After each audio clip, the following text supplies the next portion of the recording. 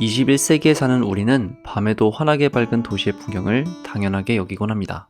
재미있는 일은 밤에 일어난다고 말할 수 있을 정도로 우리는 야간 조명 덕분에 자연적 시간에 구애받지 않고 살아갑니다. 그러나 정근대 시대까지만 해도 해가 지면 일반적인 사람은 집으로 돌아가 하루를 마무리했습니다. 이는 농촌뿐만 아니라 도시에서도 마찬가지였습니다.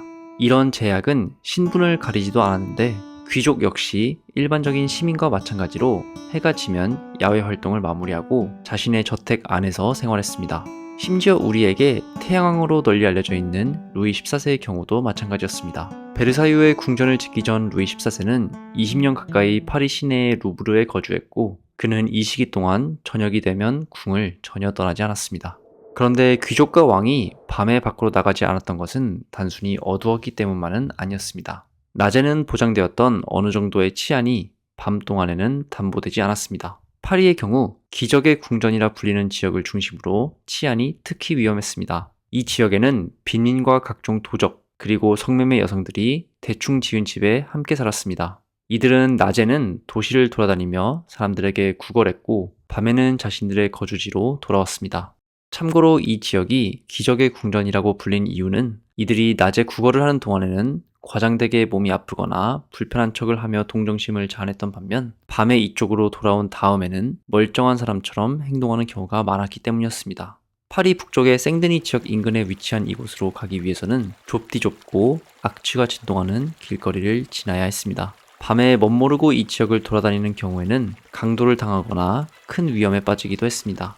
당시 파리는 약 40만의 인구를 자랑하는 유럽에서 손꼽히는 대도시였습니다. 그중 약 3만 명가량이 이처럼 사실상 법의 지배를 받지 않고 살았습니다. 이들은 밤이 되면 경찰을 비롯한 국가의 행정력이 사실상 유지되지 않는다는 사실을 알고 있었습니다. 그런데 왕인 루이 14세는 이런 풍경이 마음에 들지 않았습니다. 그가 생각한 대로라면 위대한 왕국인 프랑스의 수도인 파리는 시대를 앞서가는 화려한 도시여야 했습니다. 그렇게 되면 왕인 자신의 명성 역시 자연스럽게 전 유럽으로 퍼질 것이었습니다. 그러나 실상 파리의 모습은 이와는 달랐습니다. 밤에는 조명이 없어 강도가 들끓을 뿐만 아니라 사람들의 오물과 생활 쓰레기에서 비롯되는 악취도 심했습니다. 이 시기 파리의 모습을 기록한 한 작가는 지금으로 치면 약 15km 밖에서도 파리의 악취를 맡을 수 있었다고 묘사할 정도였습니다. 끔찍할 정도의 소변과 대변 냄새가 풍겨왔다. 사람들은 볼일을 길거리에서 해결했고 위층에 사는 사람들은 창문 밖으로 오물을 던져서 버렸다. 정육점 주인들은 고기를 가게 앞에 그냥 전시했다. 오물을 처리하는 관리들은 매일 약 24만 리터의 오물을 길거리에서 치웠다. 당시의 기술적 한계 때문에 악취 문제를 해결하기는 어려웠지만 루이 14세는 적어도 조명의 문제는 해결하기로 결심했습니다. 1667년 9월 그는 경찰로 하여금 파리 시내에 2,700개의 랜턴을 설치하라고 명령했습니다. 루이 14세가 랜턴 설치를 명령한 배경을 보면 이것이 야간에도 사람들이 자유롭게 돌아다니게 하기 위해서라기보다는 자신의 백성에 대한 통제를 강화하기 위함이었다는 것을 알 수 있습니다. 루이 14세는 길거리에 조명을 설치함으로써 도시에 대한 왕의 통제권을 강화하고 경찰의 업무를 용이하게 만들고자 했던 것입니다. 루이 14세는 이를 위해 파리 내부에 새로운 부서를 조직하기까지 했고 곧 경찰은 파리 전역의 길 양쪽에 조명을 설치하기 시작했습니다. 매일 오후가 될 때마다 경찰이 돌아다니며 랜턴 안에 초를 켰습니다. 이 초들은 약 8시간 동안 꺼지지 않고 유지되었습니다. 야간 조명에 익숙한 우리에게는 이러한 변화가 얼마나 놀라운 일이었을지 상상이 잘 안 될 수도 있지만 평생을 살면서 밤에는 칠흑 같은 어둠이 당연하다고 생각한 당시 사람들에게 이는 엄청난 혁명이었습니다. 이전에는 밤에 보이지 않던 것이 이제는 보이게 되었고 지금도 이런 변화가 일어나면 마찬가지이지만 당시에도 모두가 이런 변화를 반기지는 않았습니다. 특히 밝아진 거리의 모습 덕분에 경찰이 밤에도 돌아다니는 모습을 싫어하는 시민들도 있었습니다. 따라서 몰래 랜턴을 파괴하는 일도 비일비재하게 일어났습니다.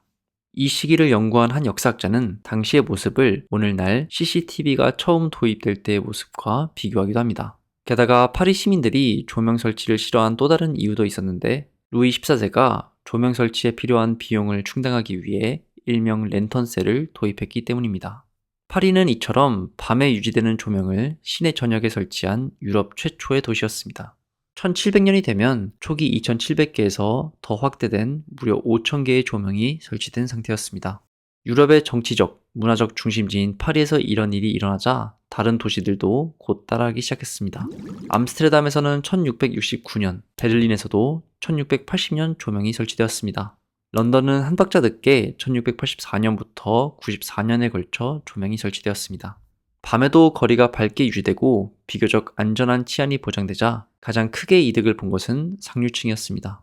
일을 하지 않는 이들은 이전과는 달리 밤에도 거리를 돌아다니며 호화스러운 생활을 할 수 있었습니다. 한 귀족의 부인이 1675년 딸에게 보내는 편지를 보면 조명 설치 이후 달라진 모습을 엿볼 수 있습니다. 어제 우리는 다른 귀족의 집에서 저녁을 먹었다. 저녁을 먹고 자정쯤에 집에 돌아올 수 있었다니 얼마나 편한지 모르겠다. 조명 덕분에 우리는 배부른 상태로 그리고 도적으로부터 안전한 상태로 귀가할 수 있었다. 이 편지에서 엿볼 수 있듯이 곧 유럽 사회에서 밤에도 활동한다는 것 자체가 상류층의 상징이 되었습니다. 일부 역사학자들은 이를 유럽 사회의 야행성화라고 부르기도 합니다.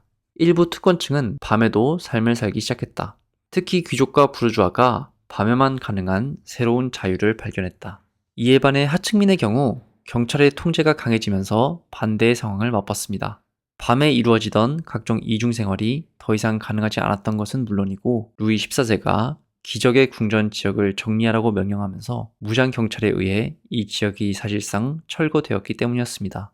경찰은 정해진 기일 이후에도 이 지역에 남아있는 자들을 교수형에 처하겠다고 위협했습니다. 루이 14세는 1697년에는 한 걸음 더 나아가 파리뿐만 아니라 프랑스 내의 30개의 다른 도시들에도 마찬가지로 랜턴을 설치하라고 명령했습니다. 파리 때와 마찬가지로 많은 시민들이 이에 반대했습니다. 일부 시에서는 차라리 다른 세금을 더 낼 테니 조명 설치만은 막아달라고 청원하기도 했습니다.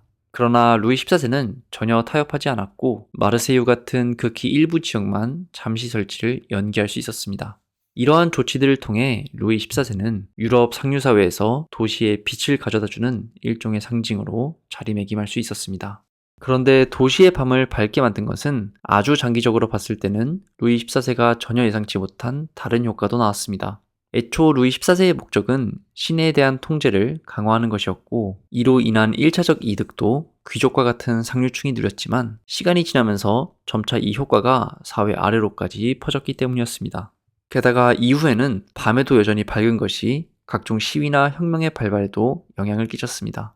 적어도 장기적 측면에서 봤을 때 도시의 밤이 밝아진 것은 공공의 공간이 민주화되는 결과를 낳았다라는 역사학자들의 평가가 이러한 면을 잘 보여준다고 할 수 있겠습니다.